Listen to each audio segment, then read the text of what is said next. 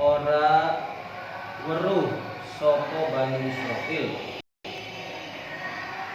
Ana ta ora weruh sapa Bani Israil. Al istifhamu utawi istifham iku litakriri karena faedah netepaken. Jadi hamzah yang istifham itu untuk menetapkan, ya, untuk lebih menegaskan. Wal wawu lan wawu ad-dakhilu kang manjing alaiha ingata selapad awala, ya, iku lil atfi karena ngatopaken, mengatopkan kepada dalil-dalil atau ayat-ayat sebelumnya. Apa sih isinya yang mereka tidak ketahui? Annallaha ing satuhune Gusti Allah iku ya'lamu ngaweruhi sapa Allah ma ing perkara yusirruna kang menyembunyikan atau kang nyamaraken sapa Bani Israil, ya. Pokoknya mau Bani Israil mau Yahudi sama aja. Wa malan perkara yu'linuna kang ngedengaken atau yang diperlihatkan oleh Bani Israil.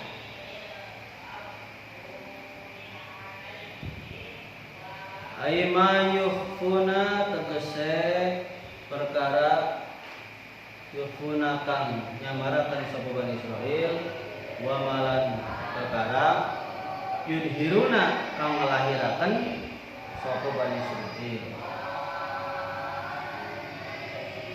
Min dalika saking sifate Kanjeng Nabi wa ghairihi lan selainnya dalik.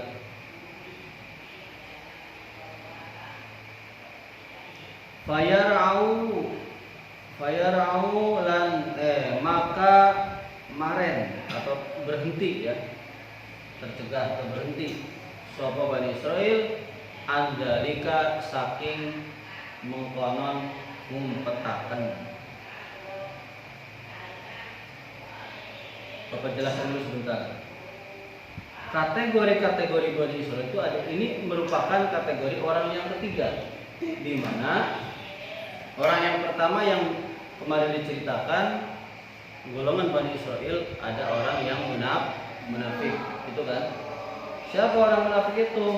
Mereka yang ketika di tengah-tengah atau di hadapan orang Muslim bilang iman, tapi di belakang tetap ke agama, ya, jadi gitu, ya, atau memungkiri lah. Bapak tuh bawa catatan, catatannya nggak dibawa lagi.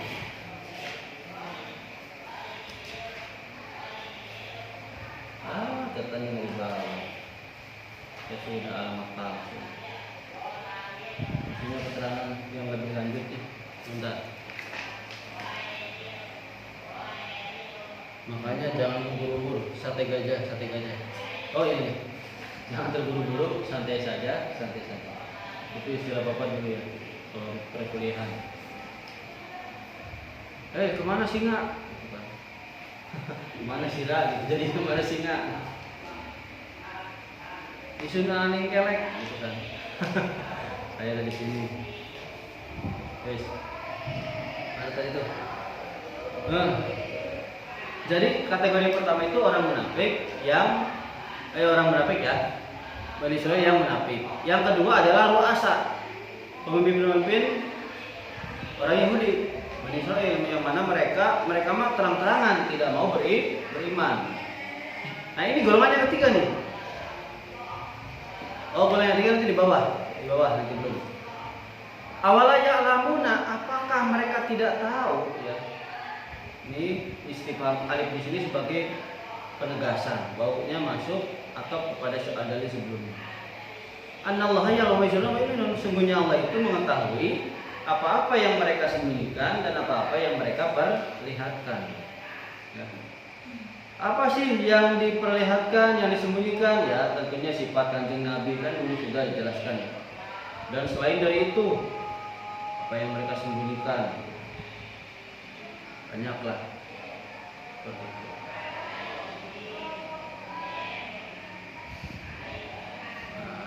Fayara'u, maka mereka berhenti dari membunyikan.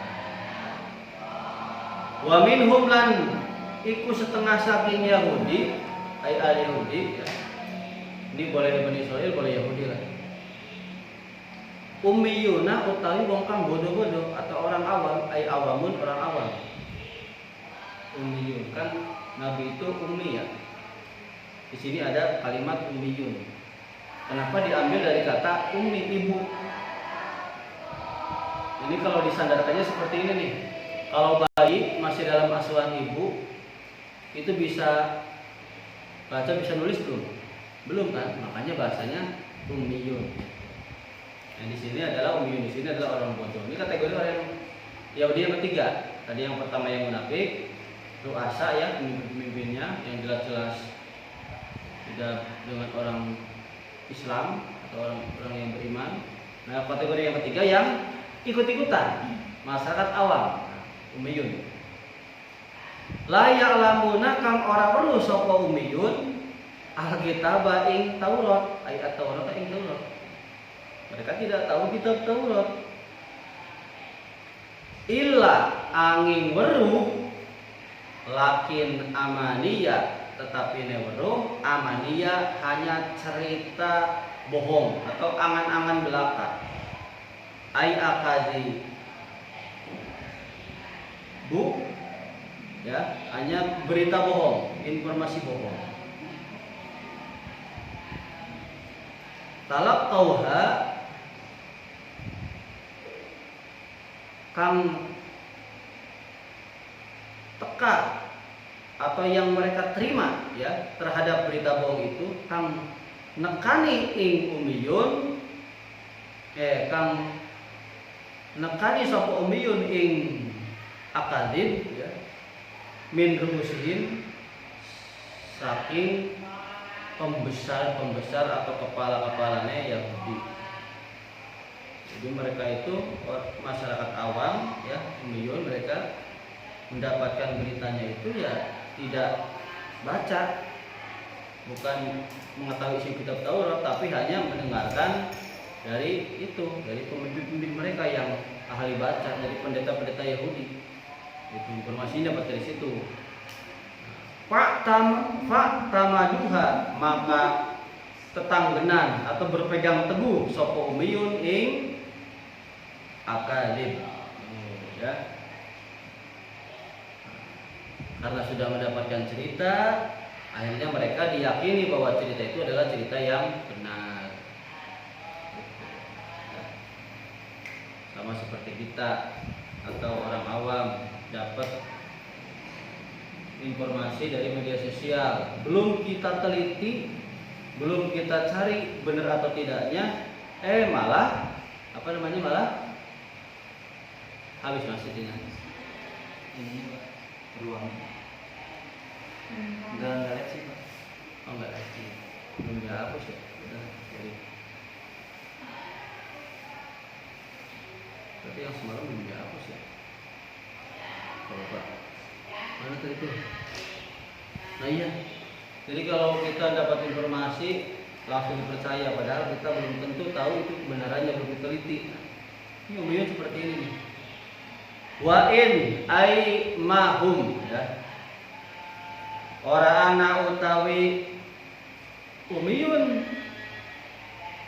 fi jahdi nubuwatin nabi ing dalem angase kenabiane wong kang dari nabi, di dalam menentang kenabiannya orang yang menjadi nabi ya. Wa ghairihi lan saliyane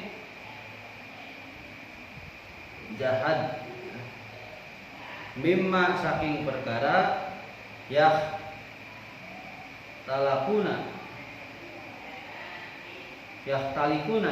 talikunahu kang gawe goro sapa umbiyun ing ma.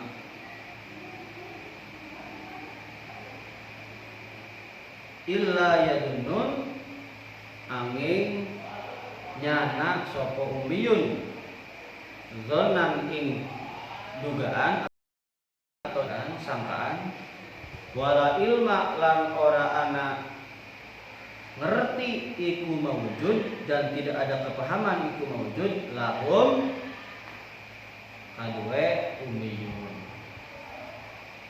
Nah mereka orang-orang awamnya Yahudi yang hanya sebatas mendengarkan dari pemimpin-pemimpin atau pendeta-pendeta Yahudi, lalu mereka langsung yakin. Tidaklah mereka itu di dalam menentang kenabian para nabi dan perkara yang lainnya, apa-apa yang sudah diperbuat oleh orang-orang Yahudi, melainkan mereka hanya menduga saja dengan dugaan dan mereka tidak paham tentang isi tersebut. Nah di sini Bapak kasih kesimpulan dulu nih. Yang pertama, di sini kalau dihitopkan kepada kita, berarti kita jangan langsung fanatik terhadap orang.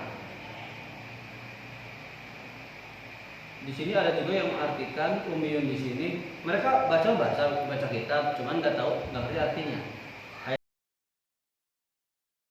Kayak itu. Ada yang mengartikan seperti itu. Jadi jangan terlalu fanatik. Apalagi sekarang menjelang pemilu. Mas umur berapa mas? 17? 16 belum ya. Ada yang 17 ini? Tiska 17? Hah? 17? Dapat KTP belum? Sebentar lagi kan mau pemilu. Ini banyak orang yang fanatik nih. Ada yang bilang, ayo coblos nomor 1, coblos nomor 2, coblos nomor 3. Bapak meskipun punya pengaruh di masyarakat, Bapak nggak pernah ngajak. Dari dulu sampai sekarang nggak pernah ngajak. Karena Bapak konsepnya lisanul hal absahu min lisanil maqal. Memberikan contoh dengan perbuatan lebih baik daripada memberikan contoh dengan ucapan. Jadi cukup masyarakat melihat akhlak kita, nanti akan nanya, itu orangnya dewasa mana sih? Kan terbukti lewat istri bapak. Nanyanya ke istri bapak, itu kok usah ke nomor berapa? Bapak nggak pernah nyuruh mereka. Karena apa? Kalau bapak ikut-ikutan nyuruh, sekarang orang itu sudah merasa pintar sendiri. Kenapa? Karena informasi mudah didapat. Kalau bapak misalnya nih, sebelum ini, wah, si Rom gitu ngomong kayak gitu, udah tahu itu kayak gini, apa sih begitu, yakin dong. Makanya bapak dari dulu sampai sekarang anti politik. Bukan berarti anti politik tidak tidak mendukung keilmuan politik. Kanjeng juga sama, dulu berpolitik, cuman tidak seperti politik sekarang yang menghalalkan segala cara, gitu loh. Makanya bapak kalau misalnya ada yang minta bantuan, tanya nih, misalnya minta orang misalnya 100 orang, untuk apa? Misalnya ada sosialisasi tentang bencana alam, atau tentang warga berencana, atau tentang kesehatan atau apa. Siapa narasumbernya? Bapak nanya dulu udah. Kemudian di mana tempatnya? Yang paling penting dia ongkosin nggak? Iyalah, soalnya bawa orang lain, nggak enak. Nggak apa-apa kalau saya nggak dikasih juga, yang penting orang lain, jangan sampai memalukan nama saya. Terus yang terakhir, ini yang paling penting, ada politiknya enggak? Kalau ada unsur politiknya saya nggak mau. Wah begitu. Kalau ada unsur politik itu nanti akan dikasih ini, tetap nggak bisa digugat. Oke, lanjut. Ya kalau yang lain memang seperti itu. Ini bagi bapak lah. Terus, nah itu ya intinya ya. Jadi kita jangan terlalu fanatik. Oke, bapak nggak mau kalian nanti pas liburan ikut-ikutan terbawa ghibah, ikut-ikutan dosa. Kalian nggak tahu apa-apa, seumpama ya, ikut-ikutan masyarakat. Yang ini beli 1, ini 2, 3. Kalau pengen ngomong mah semuanya ada kekurangan, kelebihan juga pasti ada. Tapi meskipun seperti itu, kita jangan dulu sudon, harus husnudon. Meskipun mereka punya kekurangan, tidak menutup kemungkinan mereka bertobat. Ya, bertobat. Mungkin dulu mah begitu, sekarang mah mudah-mudahan bertobat. Tapi bapak nggak pernah nyuruh kemana-kemana. Kalian lihat nggak beritanya? Kalau ke Habib Bahar banyak yang senang, banyak yang suka. Kira-kira ada yang suka, ada yang senang kan? Iya nggak? Kalau ke contoh lagi, kalau ke Habib Lutfi, ada yang nggak suka nggak kira-kira?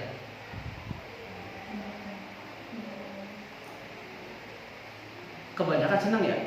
Iya nggak? Karena beliau ceramahnya santun.